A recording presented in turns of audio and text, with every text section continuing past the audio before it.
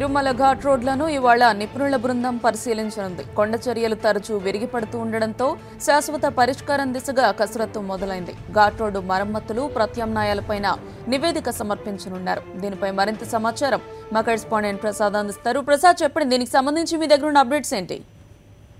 దాదాపు గత వారం రోజులుగా తిరుమలలో కురుస్తున్న వర్షాలతో తిరుమలలోని రెండవ ఘాటు పూర్తిగా ప్రమాదకరంగా తయారైంది. ఈ సందర్భంగా మనం చూసినట్లయితే 16వ కిలోమీటర్ దగ్గర అంటే బాకినార్ వద్ద కూడా భారీగా కొండ చర్యలు వేయబడంతో రోడ్డు చాలా ప్రమాదకర పరిస్థితుల్లో ఉంది. ఈ నేపథ్యంలోనే టీటీడీ నిపుణుల బృందాన్ని కూడా తిరుమలకు పిలిపించే ప్రయత్నం చేస్తుంది. ఈ రోజు నిపుణుల బృందం కూడా తిరుమలకు చేరుకుంటుంది. అలాగే తిరుమల రెండు ఘాట్లను కూడా పరిశీలించి ఎక్కడెక్కడ ప్రమాద సంఘటనలు జరుగుతున్నాయి, వాటి ప్రాంతాల్లో ఎలాంటి మరమ్మతులు చేపట్టాలి అనే కార్యక్రమం మీద కూడా ఈ నిపుణుల కమిటీ నివేదిక కూడా ఇవ్వనుంది.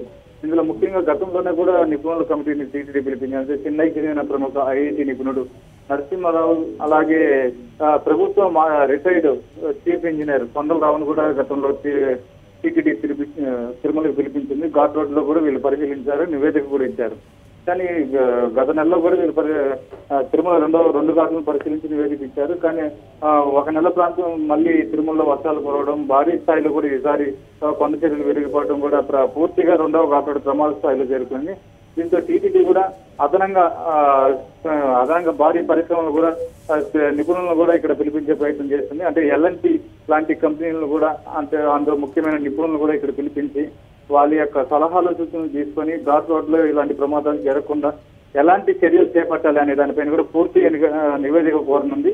ఈ సందర్భంగా వీళ్ళు ఈ రోజు తిరుమల ఘాట్ రోడ్లు పరిశీలించి అనంతరం టీటీడీఓతో కూడా భేటీ కానున్నారు. వీళ్ళు పరిశీలించిన తర్వాత అక్కడ ఎలాంటి కార్యాచరణ చేపట్టాలి అనే దానిపై కూడా టీటీడీతో మాట్లాడి అనంతరం అక్కడ మరమ్మతులు చేపట్టే అవకాశం ఉంది. నీలిమ, టీటీడీ కూడా తరచూ ఇక్కడ కొండ చర్యలు విరిగిపడడంతో ప్రత్యామ్నాయ మార్గాలను కూడా టీటీడీ ఆలోచిస్తుంది. అంటే మూడో రోడ్డు కూడా తిరుమలకు వేస్తే బాగుంటుంది, భవిష్యత్తులో ఇలాంటి ప్రమాదాలు జరిగినప్పుడు మరో రోడ్డు ఉంటే బాగుంటుంది టీటీడీ ఆలోచన చేస్తుంది. ఈ విధంగా కూడా నిపుణుల బృందం ఎలాంటి నివేదిక ఇస్తుందో కూడా వేసి చూడాల్సిన అవసరం ఉంది. నీలిమ.